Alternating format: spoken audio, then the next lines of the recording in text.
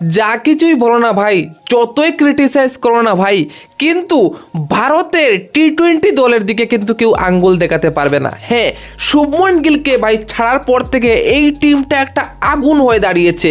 সবের মনের মধ্যে একটা প্রশ্ন ছিল, যেই দিন অভিষেক শর্মা কিছু করতে পারবে না সেই দিন কি হবে, যেই দিন সঞ্জু স্যামসন অভিষেক শর্মা খুব তাড়াতাড়ি আউট হয়ে যাবে সেই দিন কি হবে। এবং সেই প্রশ্নের উত্তর খুঁজতে ভারত যে ভাই ডাইনামিক ভাই পকেট বম নিয়ে এসেছে, সেটার নাম হচ্ছে ভাই আমাদের ঈশান কিষান। ভাই যতটুক বলবো ততটুক কম। একটা প্লেয়ার 2 বছর পরে কামব্যাক করছে, তাও প্রথম ম্যাচে ভাই ভালো করতে পারেনি। সে জানে যে ভাই তিলক বর্মা আসলে তার জায়গাটা কিন্তু ছাঁটাই হয়ে যাবে, যদিও সে বিশ্বকাপের স্কোয়াডে রয়েছে, কিন্তু তারপরও সে নিডর হয়ে সে যে ভাই পারফরমেন্স দেখিয়েছে সেটা কিন্তু একটা ভাই অন্য ধরনের ইঙ্গিত দেখাচ্ছে। এবং সেটা দেখাচ্ছে ভারতের ভাই বেঞ্চ স্ট্রেংথ, যেখানে আমরা দেখতে পাচ্ছি ভাই সঞ্জু স্যামসং, তারপর আরও ভালো ভালো উইকেট কিপার রয়েছে, সেখানে এসে সে ভাই তার জায়গাটা করে নিয়েছে। এবং যেভাবে সে খেলছে লিটারেলি ইয়ার মানে কি বলবো, আজকে তো একদম ফাটিয়ে দিয়েছে ভাই। 200+ স্ট্রাইক রেটে খেলেছে এবং প্রথম 5-6 ওভারেই ভাই সে একদম ম্যাচটাকে শেষ করে দিয়েছে। এবং বলা যতটুকু সোজা ভাই, করা ততটুকু সোজা নয়, কারণ আমরা দেখলাম যে ভারতের টপ অর্ডার অর্থাৎ 1.5 ওভারের মধ্যেই প্রায় 2টা উইকেট পড়ে গেছে, যেখানে মাত্র 0 রান করে অভিষেক শর্মা আউট হয় এবং 5 বলে 6 রান করে ভাই সঞ্জু স্যামসন আউট হয়। এবং সেই জায়গা থেকে একটা মোমেন্টাম ক্রিয়েট করে, সেই জায়গা থেকে একটা ভাই অন্য লেভেলের ক্রিকেট খেলে ভারতকে প্রায় সেখান থেকেই বের করে দেওয়া, সেটার নাম হচ্ছে ভাই ঈশান কিষান। তাবড়তোড় 200 রান করেছিল ওডিআইতে, সেটাও কিন্তু আমরা সেই ঈশান কিষানের কাছ থেকে দেখেছি। তো পটেনশিয়াল সম্বন্ধে তো আমাদের কোনো ধারণা ভাই আগে থেকেই ছিল, কিন্তু ভাই এতদিন পরে কামব্যাকটা যেভাবে হয়েছে সেটা কিন্তু সবার মনে থাকবে, ঠিক আছে। তারপর সব থেকে বড় গুড নিউজ, সেটা হচ্ছে ভারতীয় ক্যাপ্টেন। হ্যাঁ, আমি কথা বলছি সূর্যকুমার যাদবের কথা। ভাই যেভাবে ফর্মে এসেছে, কারণ আমরা জানি সূর্যকুমার যাদব কতটা ভাই ডিস্ট্রাকটিভ টি-20তে, এবং বিগত কিছুদিন ধরে আমরা দেখছিলাম যে সূর্যকুমার যাদব কিন্তু সেইভাবে জ্বলে উঠতে পারেনি, এবং তার টি-20 ওয়ার্ল্ড কাপে খুবই প্রয়োজন ছিল ভাই জ্বলে ওঠার। এবং ঠিক সেই সময়েই যে একটা রিহার্সেল হচ্ছিল নিউজিল্যান্ডের সাথে, 5 ম্যাচের রিহার্সেলের প্রথম ম্যাচে আমরা দেখেছি কিছুটা রান করেছে, বলে না কিছুটা শ্বাস এসেছে ওর। এবং দ্বিতীয় ম্যাচে প্রথম 8-10 রান তো ভাই ঠিকঠাক নিয়েছে আস্তে ধীরে, কারণ ঈশান কিষান একদিক থেকে ভাই একদম আগুন ঝরাচ্ছিল। কিন্তু রে ভাই তারপর শুরু হয় সূর্যকুমার যাদবের ভাই তাণ্ডব লীলা, এবং নট আউট থেকে টিমকে জিতিয়ে 80+ স্কোর করে বুঝিয়ে দিল যে ক্যাপ্টেন ইজ ব্যাক। এবং একদম ভাই দারুণ গতিতে ভাই সে ব্যাটিং করলো। এবং আমি আরেকটা প্লেয়ারের কথা বলবো যাকে সবাই আন্ডার এস্টিমেট করে, আমিও ভাই পার্সোনালি শিবম দুকে ভাবতাম যে সে ইয়ার টি-20 সেট আপে মানে ঠিকঠাক কি, কিন্তু ভাই সে আমাকেও ভুল প্রমাণ করেছে, এবং সেতে আমি খুশি যে ও আমাকেও ভুল প্রমাণ করেছে, অনেককে ভাই সে ভুল প্রমাণ করেছে।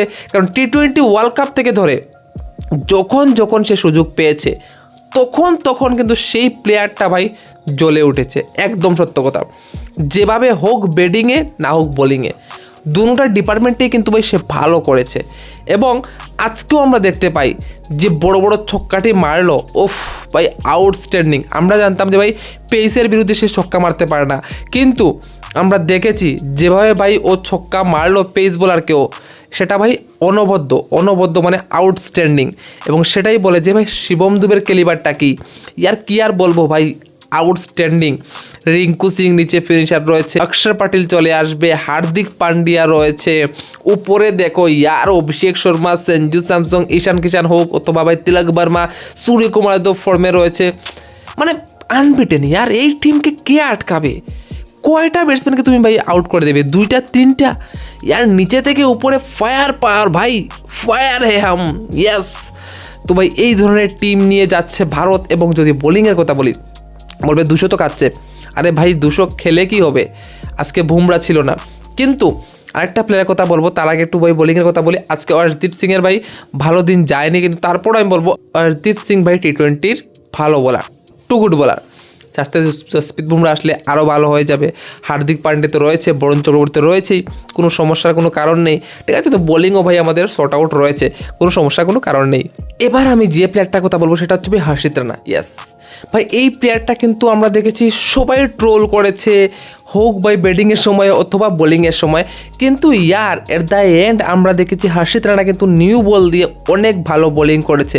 ইভেন এই ম্যাচও আমরা দেখেছি ভাই যেভাবে নিউজিল্যান্ডের ব্যাটসম্যানরা মারছিল, বিশেষ করে কনভয় ভাই যখনই মারে এবং তখনই যদি হর্ষিত রানার হাতে বল দেওয়া হয় তো ভাই ও আউট করে দেয়। হ্যাঁ, এই সিরিজে 4 বার আউট করেছে ভাই কনভয়কে হর্ষিত রানা, এবং সেটা সে আউট করে দেখিয়ে দিয়েছে। এবং যেভাবে আমরা দেখছিলাম আর্শদীপ সিংকে 2 ওভারে রান পড়ছিল, ইভেন আমরা দেখেছিলাম যে ভাই বাকি বোলারকে রান পড়ছিল, সেই জায়গা থেকে দাঁড়িয়ে যে একটা ওভার করলো সেটা কিন্তু দারুণ ওভার করেছে ভাই। তো আমরা এট দ্য এন্ড ভাই একটা জিনিস দেখেছি, এটা আমি বলবো যে ভাই হর্ষিত রানাকে যেভাবে ব্যাক করেছে গৌতম গম্ভীর, সে কিন্তু হোক ব্যাট হাতে অথবা বল হাতে কিন্তু সে সেটা ডেলিভার কিন্তু করেছে। ঠিক আছে, তো যাই হোক ভাই, টিম ইন্ডিয়া টি-20 টিম দেখে মনে হচ্ছে কে আটকাবে। দম রয়েছে কেউ কাছে, পারবে কেউ আটকাতে, সেটা হচ্ছে প্রশ্ন। যদি কেউ কাছে থেকে থাকে তাহলে টি-20 ওয়ার্ল্ড কাপে দেখা হবে। এবং একটাই টিম রয়েছে আমার মনে হচ্ছে, সেটা হচ্ছে কি অস্ট্রেলিয়া। ঠিক আছে, অস্ট্রেলিয়ার কাছেও কিছু ফায়ার পাওয়ার রয়েছে, আদারওয়াইজ মনে হচ্ছে না যে কোনো টিম আমাদের এই টিমটাকে চ্যালেঞ্জ করতে পারবে। তোমাদের কি মতামত অবশ্যই কমেন্ট সেকশনে বলে দেবে। ভিডিওটা ভালো লাগলে লাইক করে দেবে, চ্যানেল সাবস্ক্রাইব করে দেবে। দেখা হচ্ছে তোমাদের সাথে অন্য একটা ভিডিও নিয়ে, এবং ওয়ার্ল্ড কাপে আমরা থাকবো ভাই লাইভ তোমাদের সাথে, এবং আড্ডা হবে, জমিয়ে আড্ডা হবে। তো দেখা হচ্ছে তোমাদের সাথে অন্য ভিডিওতে, ততক্ষণের জন্য বাই বাই, টাটা।